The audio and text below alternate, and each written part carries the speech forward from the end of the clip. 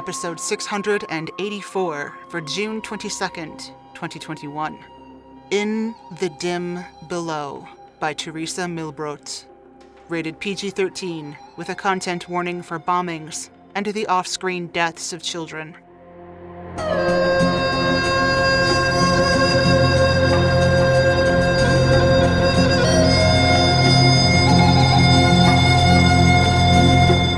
Hello, and welcome to PodCastle. I'm your host, Summer Fletcher. Today's story, In the Dim Below, was previously published by Guernica in 2015. It was written for you by Teresa Melbrot. Teresa Melbrot is the author of several short story collections, including Instances of Head Switching and Bearded Women, Stories and Work Opportunities.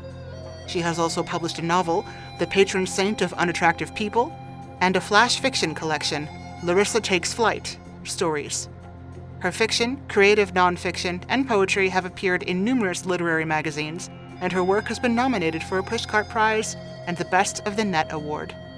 Melbrot lives in Salem, Virginia, where she is an assistant professor of creative writing at Roanoke College.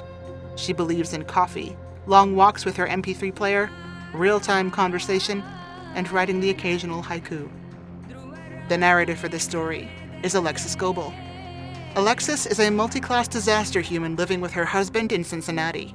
When she isn't prepping art for Cast of Wonders, designing pins for pinY.com, or yelling about TV into a mic for Bald Move, she dabbles in a revolving menu of hobbies and art projects. To list them all would be sheer madness. You can find her on Twitter at AlexisOnPaper. And now, pull together a first aid kit and enjoy the story. In the Dim Below by Teresa Melbrot. Read by Alexis Goebel. This had been the routine since I was born. Bombs coming every few years, or every few months, whenever there was another reason for everyone on one side of the river to get mad at everyone on the other side of the river, or vice versa. The sirens blew, and we had to go inside, or down below, until the blasts stopped, the smoke mostly cleared, and we could come up and see what was left of the world. It was bad when you were a kid. Bombs had no eyes to make decisions, couldn't tell soldiers from children.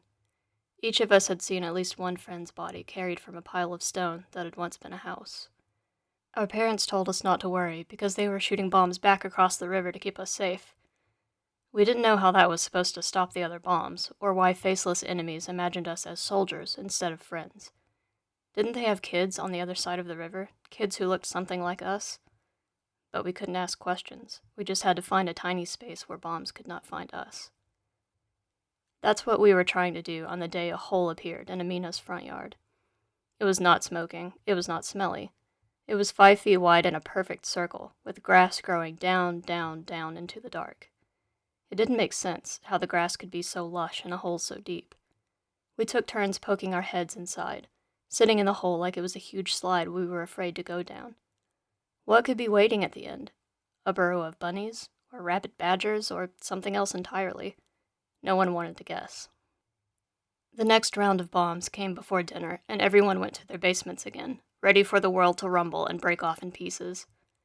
We were ready for more children wrapped in white cloth, ready for parades through the streets with bodies borne on tears. We were not ready for the wail of Amina's mother. Where had her daughter gone? But we found her 10 minutes after the bombing, standing in her yard. She had crawled into the hole, slid to a space where there was no rumbling, where the world was dark and safe. Amina's mother hugged her. She didn't notice what I saw, how a small thing was missing, the index finger on Amina's left hand. Amina only showed us, her friends, when her mother had gone back inside, and I grabbed her arm. "I'll be fine," Amina told us with a strange calm. "I lost my finger in the hole, but I don't remember how. It didn't hurt." There was no blood, no nub, just 3 fingers, smooth skin, and a thumb. "How do you know you'll be okay?" I asked. "I just do," she said with a shrug. The next time bombs came, Amina was not in the basement. She was in her house. But we found Amina, sitting in the clearing smoke cloud without a scratch. She wasn't even coughing. "My miracle girl," her mother wailed, hugging Amina close. "Never do that again. You must have been protected by angels." Amina smiled at us from her mother's embrace. wriggling the 4 digits on her left hand. What would you give up to be safe? That was the game we played, wagering favorite toys and even our homes, never pets or parents or siblings, even if a bratty brother or sister came to mind. There was a lot we would give up for that nod from the angels, a promise to shield us from shrapnel. That's why we started to think about the hole in Amina's front yard. Her mother and our parents and the rest of the adult world figured it was a bomb blast, but they were busy with adult lives, didn't think to look at it more closely. 4 days after the bomb hit Amina's house, Ravi bit his lower lip and nodded. "I'll try it," he said. We sat around the hole as he slid down. I held my breath, fingers crossed, picking blades of grass one by one and weaving them into rings. 3 minutes, 6 minutes. 9 minutes later, Ravi crawled out on his elbows, blinking into the sun, without an index finger on his left hand. He winced a little when we touched the absence. "That's normal," said Amina, who is now our expert on the hole. "My hand hurt for a little bit, and then it went away. Once you figure out how to do things with 3 fingers and a thumb, it's fine." The next bombing was that afternoon. We scurried to basements. Amina and Ravi were playing in her yard when a missile hit next door, and they didn't stop the game of catch just because of smoke and flying glass. When we heard Amina's mother scream, we thought something awful had happened, but it was the opposite. "You can't depend on miracles," she yelled, bending over her daughter and ready to slap her, but Amina gave her a sweet dream gaze that stopped her mother's hand. "Remember the angels," Amina said, though I knew it wasn't angels, but something else. After that, more of our friends were willing to slide down the grass. They told the same story when they came up. After they couldn't see light from above, everything became hazy and unclear. They felt a shove from behind, found themselves turned around and climbing out of the hole on grass-stained knees, back into the light. They couldn't remember losing the finger and smiled peacefully. "It's like I know the bombs won't be able to touch me," said my friend Hannah. "Like everything will be fine." Going into that hole made them immune from something larger and darker, a logical wartime equation. Losing a finger was easier than losing a hand or foot or arm or leg or many other more precious things. But I was nervous to climb down it myself. "It can't be that bad," Amina told me.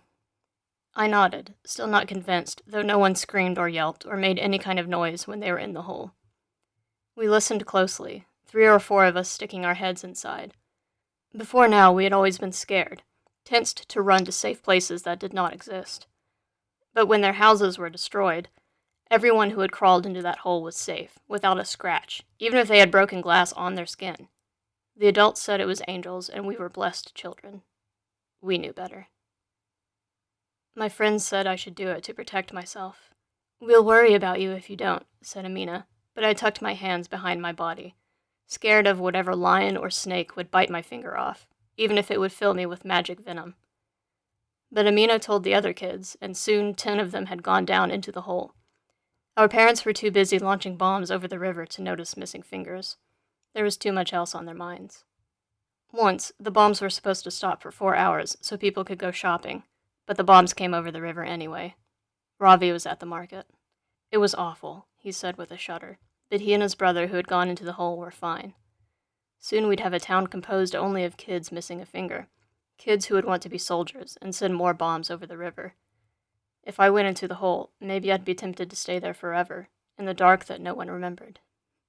But then something stranger happened. When Bina came up, she was missing 2 fingers from her left hand. She blinked and shrugged and said it was okay, she could still write. Her brother had been killed the previous week in the market. 2 fingers was a fair trade. She had to stay alive for her parents, willing to pay for safety, though the price had gone up. But I was more afraid, drowning in worry and what-ifs. What if someday a kid didn't come back up? What if the creature in the hole upped the price to a foot or a hand? What was it doing with all those fingers anyway? 3 days later, a bomb fell on my best friend Lena's house, and her leg was crushed by granite blocks. Doctors did what they could to help her, but the hospital had been hit 3 times. I knew she wouldn't walk again. I took a deep breath, ready for the hole. The grass was soft and warm, though I shivered a little. I was scared to go, but more scared not to go. Barefoot as always, because I ran around without sandals. My mother said the soles of my feet were hard as a rock. Later, I had waking dreams of what happened. spirits taking my hands and feet in their warm grasp, kissing my palms and breathing into them, light filling my body like blood, bright and sharp as a blade. I cried out, but was turned around and crawling out of the hole. When I emerged, blinking into the light, I found I had paid a greater price. I'd lost a finger from each hand, a baby toe from each foot, but even worse was what I had gained. Sadness like a weight in my mind, my heart. Everyone else had been filled with peace, with ease, with joy, but all I wanted to do was cry on the couch. I was not hungry or thirsty. I was looking out the window and waiting for the next bomb, the next light trail.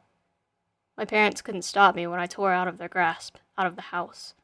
I ran toward the bombs, picturing the rubble, the kids I could save, wondering who might be lying on the ground this time.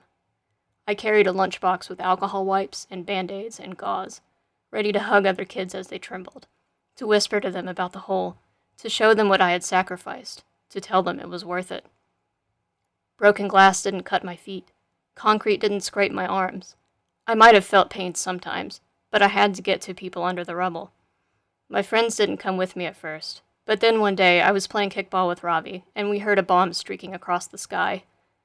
I grabbed his hand and he ran with me without resisting. We waded into the smoke, cleared away stones, looked for people who had survived, cut and shaken but still breathing. We were not scared. "What are you doing?" adults yelled. "This is too dangerous for children. Go back home." But our homes had turned to piles of stone. I gave the adults a hard stare. It was no place for them either, but we all had to save who we could, because that was the only thing to do. I hoped there was another hole on the other side of the river. I hoped there were more kids losing small pieces of themselves so they could live through the bombs.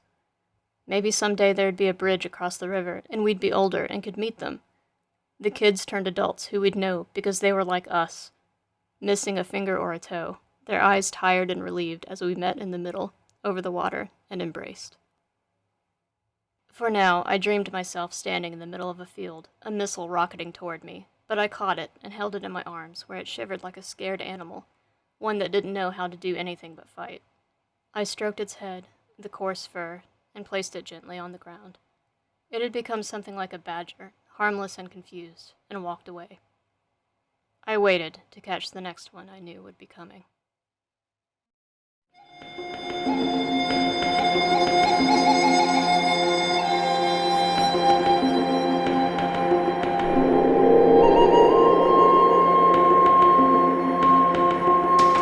And welcome back.